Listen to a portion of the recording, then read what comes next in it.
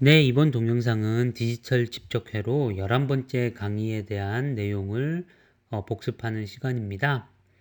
인버터에 대해서 처음 다루기 시작했죠.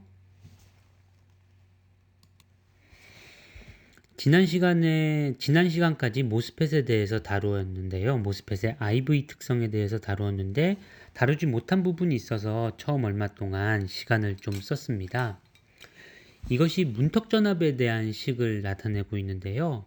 좌변에 나타나 있는 것처럼 문턱전압은 다음과 같은 내부적인 물리량들의 함수로 나타나게 되어 있습니다. 수업 시간에는 이 식에 대해서 소개를 하는 시간을 가졌고요.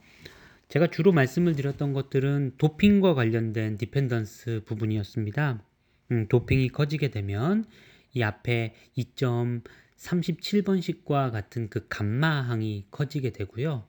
또한 phi-s 2.36식에 나타나게 되는 phi-s 항도 커지게 되어 있습니다. 따라서 다른 것들을 유지를 한 상태에서 도핑 덴시티만 증가를 시키게 될 경우에 문턱 전압이 증가하게 될 것이라는 걸 알 수 있었죠. 이 도핑 덴시티에 대한 부분을 설명을 하고 난 다음에 지금까지 바디가 서브스트레이트가 그라운드에 묶여 있다고 생각했었던 것을 벗어나 이제 바디에 전압이 걸릴 수 있는 상황을 생각해 보았습니다. 여기에 B 서브 SB라고 나타나는데 소스에 인가된 전압과 바디에 인가된 전압의 차이가 되는데요. 네거티브 바디 바이어스가 걸리게 될 경우에는 이 값이 포지티브 값이 걸리게 되겠죠. 그래서 만약에 0V일 때보다 마이너스 0.1V와 같이 네거티브 쪽으로 전압을 걸어주게 되면 바디에 그러면 문턱 전압이 더 상향될 것이라는 걸 알 수 있었습니다. 이에 대한 얘기를 나눈 후 문턱 전압을 바꿀 수 있는 능력이 왜 필요한가에 대해서 이야기를 나누었죠. 문턱 전압은 누설 전류와 관계가 있다는 말씀을 드렸고 누설 전류를 줄이기 위해서 사용하지 않는 그 칩의 특정 영역을 문턱 전압을 더 높여 가지고 리키지 커런트를 누설 전류를 줄인다라는 것을 말씀을 드렸습니다. MOS IV 특성과 관련해 가지고 마지막 부분으로 나타난 이 슬라이드에서는 ID, 드레인 커런트를 게이트 전압의 함수로 나타내고 있는데요. 그 전에 많은 것들을 설명을 드렸지만 이 슬라이드에서 설명을 드리는 것은 이 커브가 두 개의 커브로 나뉘어서 보인다는 것입니다. 게이트 전압은 이제 X축으로 바뀌고 있지만 드레인 전압을 0.1V와 1.0V 두 가지 경우를 나누어서 측정한 결과를 보고 계신데요. 원래대로라면 드레인 전압이 높으니까 전류가 더 많이 흐르는 게 당연한 거 아닌가라고 생각하실 수 있지만 서브 스레시홀드 영역에서는 드레인 전압에 관계없이 리키지 커런트가 일정하게 나타나는 것이 옳은 결과입니다. 그렇지만 현실에서는 드레인 전압을 인가함에 따라서 드레인 전류가 심지어는 게이트 전압이 문턱 전압보다 낮음에도 불구하고 증가하는 일이 생기게 되고요. 전체적으로 봤을 때 드레인 전압에 따라서 이 인풋 특성에 해당하는 ID vs VG 그래프가 왼쪽으로 움직이게 되는 그런 경향을 보실 수가 있습니다. 이것은 몹시 바람직하지 않은 상황이고요. 드레인 전압에 따라서 문턱 전압이 이렇게 바뀌는 일들은 특성상 아주 좋지 않은 일이라고 열심히 설명을 드렸던 것 같습니다. 따라서 이러한 현상들을 막는 것이 아주 중요하고 디블이라고 불리는 이 현상은 주로 채널이 너무 많이 스케일링 되었을 때 게이트에 의한 게이트가 채널을 지배하는 것보다 드레인이 상당히 많은 정도로 채널을 지배하게 되는 간섭하게 되는 일이 생기게 되면 이런 디블 현상이 나타난다고 말씀을 드렸었죠. 그래서 이런 것들은 바라지 않는 현상이고 스케일링의 한계로서 동작하게 된다라고 말씀을 드렸습니다. 또 다른 리키지 특성으로 기들이 있게 되는데 수업 시간에서는 기들에 대해 가지고는 자세하게 다루지 않았고요. 간단하게 언급만 하고 넘어갔던 것 같습니다. 자, 이상으로 해서 4개의 그 강의 시간을 가지고 했었던 모스의 IV 특성에 대한 내용을 맞추겠습니다. 전자회로 강의 비교해가지고 어떤 부분이 달라졌을까요? 넌 아이디얼한 특성에 대한 내용이 조금 더 추가가 된 부분이 전자회로 강의보다 더 많이 배운 부분이라고 생각이 됩니다. 그 후로 인버터에 대해서 다루었는데요. 인버터를 2.26과 같은 CMOS 인버터를 갖다 놓고 이것을 스위치 형태로 살펴보았습니다. 만약에 MMOSFET에 높은 게이트 전압이 인가가 될 경우에는 MMOSFET이 유한한 저항을 가지게 되겠죠. 여기서 RN이라고 표시가 됐죠. 하지만 게이트 전압이 높은 게이트 전압이 걸릴 경우에는 사실 PMOS 입장에서는 VGS 값이 거의 0에 가까운 값이 걸리게 되어 있습니다. 이 경우에는 PMOS가 오프 상태가 되게 되고요. 매우 큰 저항을 가지게 되겠죠. 그래서 게이트 전압이 VDD에 가까운 값이 인가된 상황은 사실 이 그래프들 중에서 왼쪽에 보이는 그래프처럼 회로도처럼 그릴 수가 있을 것이고요. 반면 인풋 전압이 0V에 가까울 경우에는 이번에는 반대로 MMOSFET이 꺼져 있게 되어서 정기적으로 개방이 되게 될 것이고요. 반면 PMOSFET은 상당히 작은 저항을 소스와 드레인 사이에 보이게 될 것입니다. 그래서 이 값은 이렇게 RP로 표시를 하게 되면요. 저거 가장 오른쪽에 있는 것이 게이트 전압에 0V가 인가되었을 때의 회로도라고 할 수 있겠네요. 이들 회로도로부터 게이트 전압에 VDD가 인가가 되면 Vout은 0V가 될 것이라는 것, 그리고 거꾸로 Vin에 VDD가 0V가 인가가 되면 아웃풋은 VDD가 될 것이라는 것을 손쉽게 이해할 수 있습니다. 그리고 다른 교과서에서 가져온 몇 가지 리마크들을 소개를 시켜드렸는데요. 여기서 중요하기 때문에 다시 반복을 해보도록 하겠습니다. 이 인버터 회로에서 하이하고 로우 아웃풋 레벨은 VDD하고 그라운드에 각각 해당하게 됩니다. 어찌 보면 당연한 것처럼 보일 수 있겠지만 반례로 들 수 있는 것들이 전자회로 시간에서 배운 엠모스로 만들어진 인버터가 되겠네요. 이 경우에는 0V하고 VDD가 정확하게 아웃풋으로 나오지 않게 되고요. 그 엠모스와 그 다음에 거기 들려 있는 로드 레지스터의 크기에 의해 가지고 이 아웃풋 레벨들이 결정이 되게 되어 있습니다.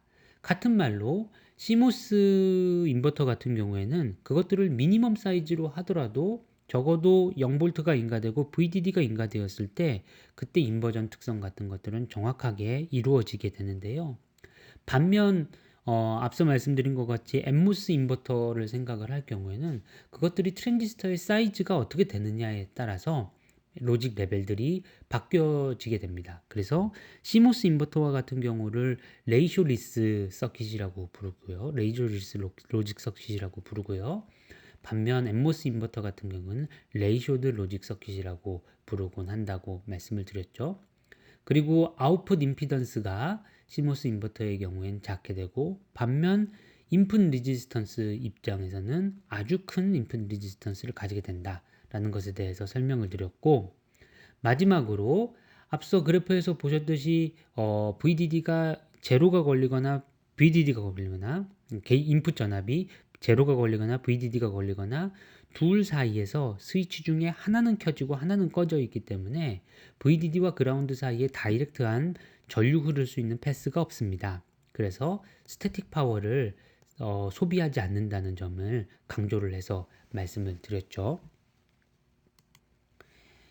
이 슬라이드는 다른 강의 자료에서도 사용했었던 것인데 이 슬라이드를 가져온 것은 보통 뭐 인텔의 마이크로 프로세서 혹은 이 반도체 인더스트리에서 회로 설계 같은 것들이 얼마나 많이 발전해 왔느냐에 대해서 설명을 드리려고 가져온 슬라이드인데요. 보통 하지만 여기서 중요한 것은 최초의 마이크로 프로세서인 인텔 4004 같은 이런 초기 버전들은 CMOS로 만들어지지 않았다는 것을 설명을 하고 싶어서 가져왔습니다. 이런 것들은 MMOSFET으로 만들어졌다고 하네요. 결국 이것이 뜻하는 바는 당시에는 CMOS 기술이 없었고 CMOS 기술이 없었기 때문에 많은 스태틱 파워 컨섬션이 있었을 것이라는 것을 알 수 있는 것이죠. 물론 그 이후에 CMOS가 등장을 하면서 스태틱 파워 문제가 해결이 되었고 이것이 결정적으로 BJT와의 그 기술 경쟁에서 CMOS에 손을 들어주게 되는 그런 요인으로 작용하게 됩니다. 그 후에 나와 있는 슬라이드들은 교과서에 있는 슬라이드들을 가지고 온 것인데요. 엠모스의 특성, 뭐 이런 것들은 쉽게 이해하실 수 있을 것이고요. 피모스의 특성도 마찬가지입니다. 다만 피모스는 극성이 다르다는 것에 대해 가지고 유의를 해달라고 수강생분들한테 얘기를 했었고요. 극성이 다르다라는 내용이었고 그것들을 하나의 플레인에서 만약에 두 개의 그 상대적인 전류를 흐를 수 있는 능력이 동일한 두 개의 엠모스펫, 피모스펫의 IV 특성을 그려본다면 다음과 같이 될 것입니다. 이 축들이 이제 드레인 투 소스 볼티지로 나타낸 것들이고요. 그래서 이렇게 나타낸 경우를 보시면 이 IV 특성들이 서로 대칭적인 1사분면과 3사분면에 나타난다는 것을 아실 수가 있을 것이고요. 그런데 보통 이렇게 그리지 않고 엠모스펫, 피모스펫의 특성 비교를 할 때는 피모스펫의 전류를 이렇게 절대값을 취해서 위로 올려준다. 이런 것도 말씀을 드렸었죠. 그 후로 그것들을 하나의 동일한 그래프들을 이제 동일한 그래프들을 아웃풋 전압에 대해 가지고 그려보게 되면 다음과 같이 그릴 수가 있게 됩니다. 라고 말씀을 드렸고요. 이러한 과정들은 손쉽게 이해해 보실 수 있을 것입니다. 한번 살펴보시길 바라고요.